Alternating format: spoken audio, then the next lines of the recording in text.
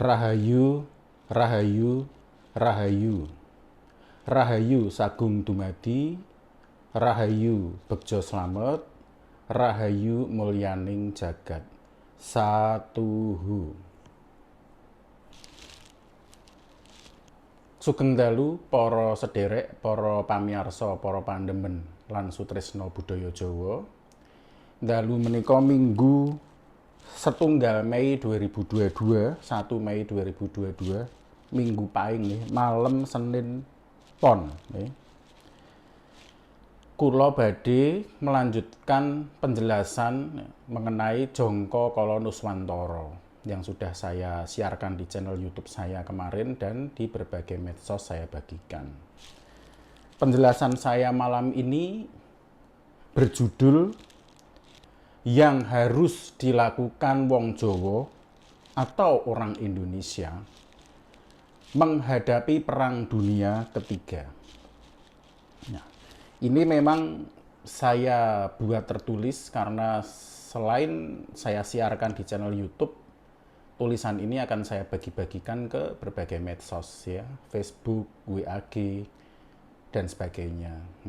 Jadi saya sambil membaca begitu.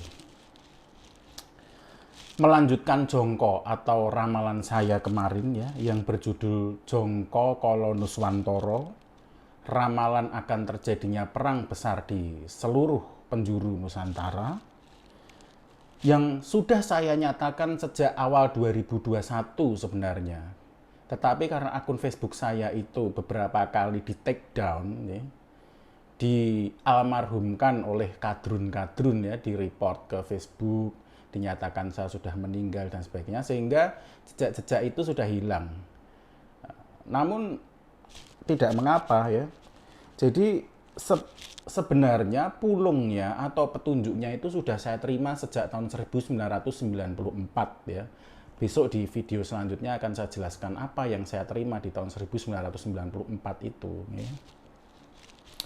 Dan setelah saya menerima pulung tahun 1994 itu, maka kemudian ya, di usia saya yang mulai mendekati 40 tahun ya, dari mulai 37 tahun dan seterusnya hingga sekarang ini sudah hampir 42 tahun, saya petunjuk ya, sering menerima petunjuk-petunjuk lanjutan ya, yang kemudian akhirnya 2 November 2021 saya tuliskan di dalam akun Facebook saya yang kemarin sudah saya screenshot dan saya bagikan di video saya yang sebelumnya, di mana petunjuk ya, pulungnya adalah Perang Ageng punika kedadosan mangkih ing abad 21. Punika jati-jatining kamardikaning bangsa Jawa, Pancasila sanyatanipun. Mekaten pulungipun ingkang kula tampi. Nah, kemudian Perang Ageng ini adalah yang akan menjadi goro-goro sebagai titik tolak terjadinya wolak-waliking zaman, tergenapinya Jongko Jayabaya dan tergenapinya janji serta sumpah Sabda Palonaya Ginggong.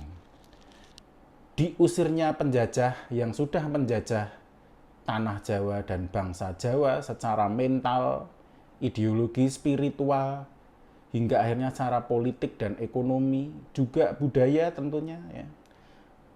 Sudah selama 500-an tahun lebih menjajah tanah Jawa dan bangsa Jawa. Itu nanti akan diusir ya. Diusir, kemudian Pancasila akan tersebar ke seluruh dunia, dunia akan tunduk kepada Pancasila selama 8.000 tahun lamanya ya. Bukan main-main, bukan hanya 1 tahun, 10 tahun, 20 tahun, 80 tahun, bukan, tetapi 8.000 tahun lamanya.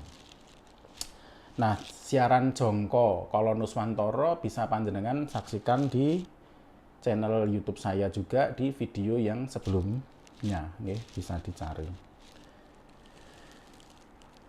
Perang Ageng yang terjadi di seluruh penjuru Nusantara itu terjadinya didahului oleh Perang Dunia Ketiga. Dan Perang Dunia Ketiga itu terjadinya diawali oleh Perang Rusia melawan Ukraina. Bagaimana Perang Rusia melawan Ukraina bisa menjadi Perang Dunia Ketiga? Kemudian bagaimana Perang Dunia Ketiga itu bisa menjalar masuk ke Nusantara?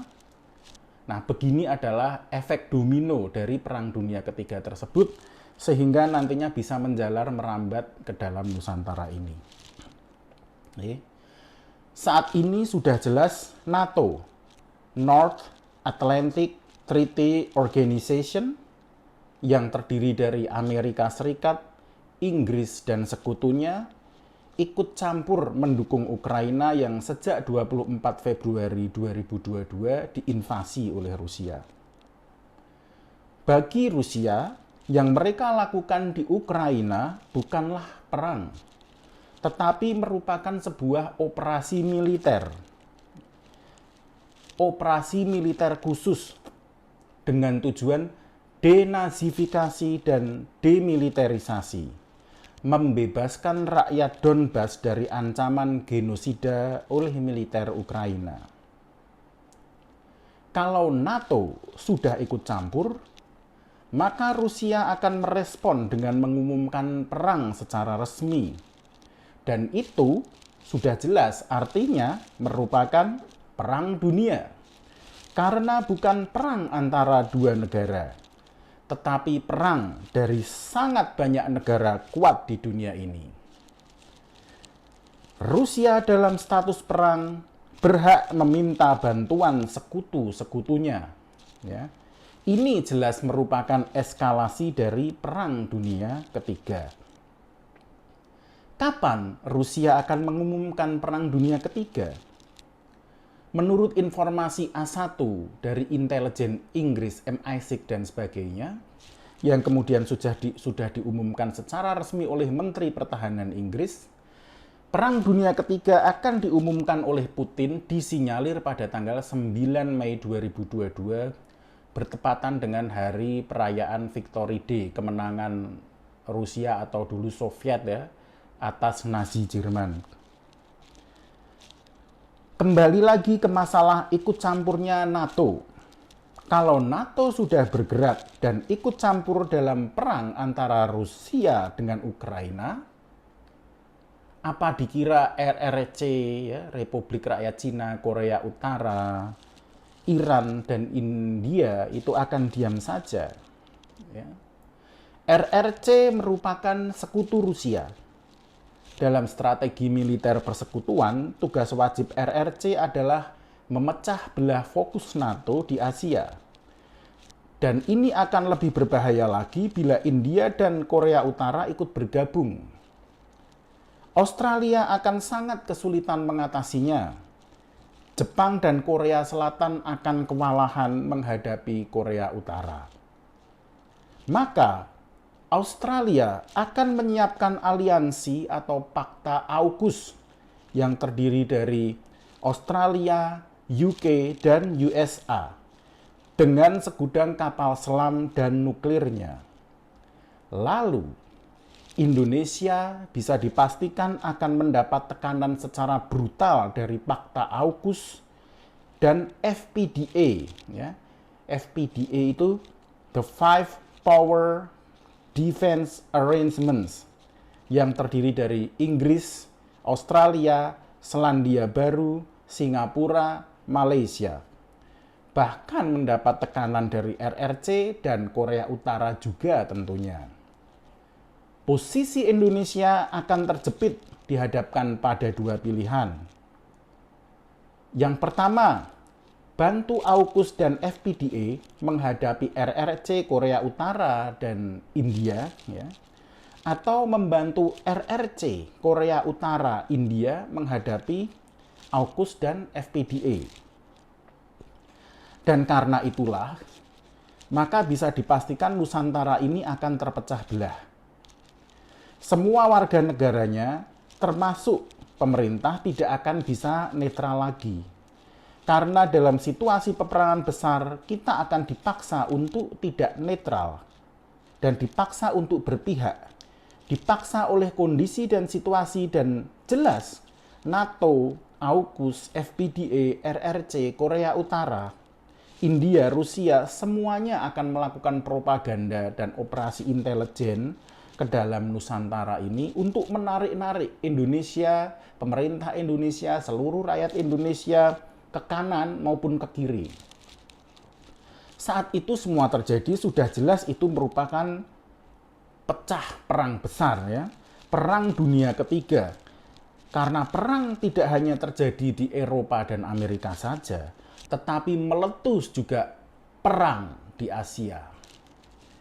Menghadapi situasi seperti ini, bila TNI tidak memiliki persenjataan memadai untuk menghadapi perang nuklir di Asia, dan pemerintah Indonesia bila pemerintah Indonesia tidak memiliki cadangan pangan dan energi serta kemampuan ekonomi yang kuat, maka kehidupan kita semua rakyat Indonesia akan berubah. Kita tidak akan bisa lagi tidur nyenyak. Kita akan kembali, ya, berpuluh-puluh tahun yang lalu, 80 tahun yang lalu, ya, sekitar itu, yaitu ketika terjadinya Perang Dunia Kedua tahun 1939 hingga 1945. Jadi, apa yang harus dilakukan oleh pemerintah Indonesia dan rakyat Indonesia serta khususnya orang Jawa, wong Jowo, ya? Berikut adalah petunjuk dari saya. Pertama, pemerintah Indonesia wajib menggalakkan yang namanya wajib militer. Rakyat harus ikuti wajib militer, mempersiapkan diri menghadapi datangnya Perang Dunia Ketiga dan khususnya perang di Asia. Kedua, galakkan untuk melakukan kegiatan produktif. Olah lagi lahan-lahan yang tidak produktif yang selama ini terbengkalai. Perkuat lumbung-lumbung desa supaya rakyat selamat dari kelaparan. Ketiga, bagi yang sekarang ini mampu secara ekonomi, siapkan tabungan untuk setidaknya 10 tahun ke depan. Karena Perang Dunia Ketiga dan khususnya perang di Asia, ini akan berlangsung lama. Bisa mencapai hingga 10 tahunan ke depan. Yang keempat, baik rakyat maupun pemerintah harus menghindari pemborosan. Mulai sekarang stop pemborosan, ya. Banyak lakukan menabung, tabungan, ya. Selanjutnya saya akan membahas mengenai potensi risiko pindahnya ibu kota Nusantara ke Kalimantan Timur, ya. Pemindahan ibu kota negara dari Jakarta ke Kalimantan Timur juga menciptakan perspektif geostrategis yang baru. Lokasi ibu kota negara yang baru di Kalimantan Timur berdekatan dengan perbatasan darat ke Malaysia sepanjang 2062 km, dan ini merupakan pintu ancaman untuk pertahanan dan gangguan keamanan dari FPDA. Kita akan mendapat gangguan ancaman keamanan dari FPDA. Apa itu FPDA? Tadi sudah saya sebutkan, yaitu The Five Power Defense Arrangements, yang terdiri dari Inggris, Australia, Selandia Baru, Singapura, dan Malaysia. Lokasi ibu kota negara yang baru juga berhimpitan dengan alur laut kepulauan Indonesia atau ALKI 2 dan choke point atau titik sempit dunia. Di sisi utara, lokasi ibu kota negara mendekati Flight Information Region milik negara tetangga seperti Singapura, Kinabalu, Malaysia, dan Manila, Filipina. Dan secara kebetulan yang tidak menguntungkan, lokasi IKN yang baru masuk ke dalam radius jelajah ICBM, Intercontinental Ballistic Missile, dan rudal hipersonik negara asing. Ancaman lain dari IKN adalah saat ini Pulau Kalimantan merupakan lokasi dan jalur transnation crime seperti penyelundupan orang, narkoba, dan sebagainya. Lokasi IKN juga secara tidak menguntungkan berada dekat dengan teroris transit triangle di Sulu, Sabah, dan Poso. Yang terakhir, posisi IKN baru dikelilingi oleh aliansi-aliansi pertahanan seperti FPDA tadi yang sudah saya sebutkan, AUKUS ya, Australia, UK, USA, dan terdampak dari One Belt One Road atau obor BRI RRC, ya, BRI RRC. Selanjutnya saya akan membahas mengenai yang bisa terjadi dengan Indonesia ke depan. Apabila perang Asia itu sudah terjadi, maka Nusantara sudah bisa dipastikan akan terpecah belah. Ditarik ke kanan ke kiri oleh NATO, FPDA, AUKUS, oleh RRC, Korea Utara, oleh Rusia, ya. Dan jangan dilupakan masih ada lagi yang namanya teroris global, ISIS, ya. Maka kemungkinan terburuk yang bisa terjadi apabila pemerintah, TNI, Polri, dan segenap rakyat Indonesia tidak siap adalah kekuatan-kekuatan militer asing menjadikan Indonesia sebagai medan perang. Kemudian, kemungkinan terburuk yang bisa terjadi apabila Indonesia tidak siap yaitu 1. Kalimantan Selatan bisa jatuh ke tangan RRC. 2. Sumatera dan NTT bisa jatuh ke tangan FPDA. Ketiga, Sulawesi bisa jatuh ke tangan ISIS. Yang keempat, Papua bisa jatuh ke tangan Amerika. Ya, sudah jelas selama ini Amerika, Australia ikut campur ya, mempengaruhi, memprovokasi kondisi di dalam Papua. Saat ini di Papua sudah jelas ada sebagian yang merasa dirinya bukan warga negara Indonesia, tidak mengakui dirinya satu leluhur dengan orang Indonesia, dan menyatakan diri mereka orang Pasifik, bukan orang Indonesia. Kemudian di berbagai wilayah Nusantara sudah banyak yang terpapar paham Islam ekstrim, Islam radikal, yang tidak mengakui dirinya sebagai orang Indonesia, tidak mengakui NKRI dan Merah Putih, menganggap NKRI, Pancasila, Merah Putih sebagai syirik, musyrik, togut. Masih ada lagi permasalahan yang berupa friksi-friksi suku, agama, ras, dan antar golongan. Itu semuanya ketika Perang Dunia Ketiga dan Perang Asia pecah nanti akan meledak semuanya. Ya. Yang terpapar paham Islam radikal akan berupaya mendirikan negara Islam seperti era NII, DITII, Kartosuwiryo zaman dulu, ya. Kemudian yang Papua yang merasa dirinya bukan orang Indonesia, tidak menjadi bagian Indonesia, akan mendirikan negara Papua Merdeka sendiri. Belum lagi masuknya propaganda dan intervensi asing dari FPDA, AUKUS, NATO, RRC, Korea Utara, bahkan Rusia ataupun India, semuanya akan memecah belah Indonesia. Masyarakat Indonesia akan terpecah belah sangat parah. Saat Indonesia sudah terpecah belah seperti itu, maka jelas akan terjadi yang sudah saya ramalkan yang disebut sebagai perang ageng. Perang besar di seluruh penjuru Nusantara, di sana sini saling bunuh, tidak ada pemimpin yang dipercaya dan tidak ada hukum. Kita kembali ke era seperti Perang Dunia Kedua. Ya. Itulah yang pulung yang sudah saya terima sejak tahun 1994. Tetapi jangan takut.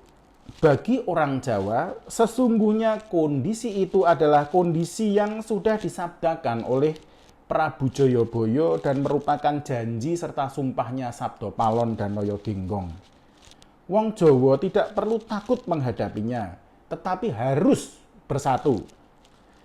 Itulah kondisi yang selama ini dinanti-nantikan orang Jawa yang selama ini selalu menunggu terjadinya goro-goro, yaitu ini yang akan datang ini. Jadi bukan goro-goro itu bukan perseteruan pilpres dan sebagainya, bukan. Tapi perang, benar-benar perang, gitu. Perang besar. Yang terpapar Islam radikal itu nanti ya akan diusir dari Nusantara, kukut digulung beserta sumber akar ideologinya itu nanti akan diusir keluar Nusantara dan dilarang lagi untuk diajarkan, disebarkan, serta dilarang untuk diyakini oleh orang Indonesia. Ya. kemudian intervensi asing dan bangsa asing tadi ya, dari aliansi-aliansi militer tersebut di atas, akan berhasil diusir oleh orang Nusantara, orang Jawa khususnya ya. NKRI berdaulat, bahkan wilayah NKRI nantinya akan kembali seperti zaman Majapahit hingga ke Malaysia, Thailand, dan lain-lainnya ya. Pancasila akan tersebar ke seluruh dunia, ya. Dunia akan tunduk kepada Pancasila selama 8.000 tahun lamanya. Pancasila akan jaya selama 8.000 tahun lamanya. Maka pesan saya adalah wong Jawa khususnya harus sumadyo ya, mempersiapkan diri ya. Kalau nanti titi wancinya sudah datang, harus sudah siap. Apa persiapannya? Seperti yang sudah saya jelaskan tadi di atas. Ini ya. Saya ulangi, yang pertama mengikuti wajib militer ya. Bersatu, mengikuti wajib militer, bersatu dengan sesama orang Nusantara ya. Nah, kalau kita orang Jawa khususnya dengan orang Jawa.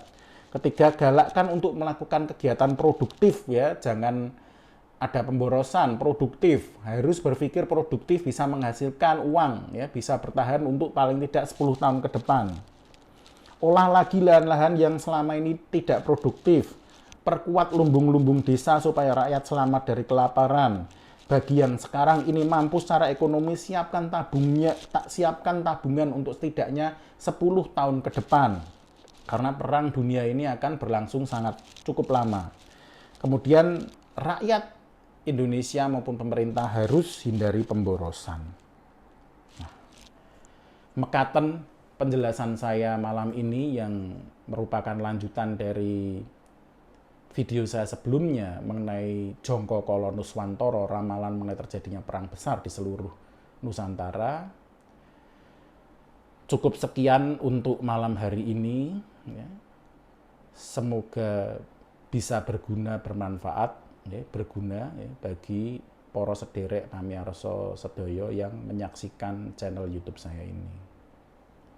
Saya mohon undur diri, pamit dulu malam ini. Ya.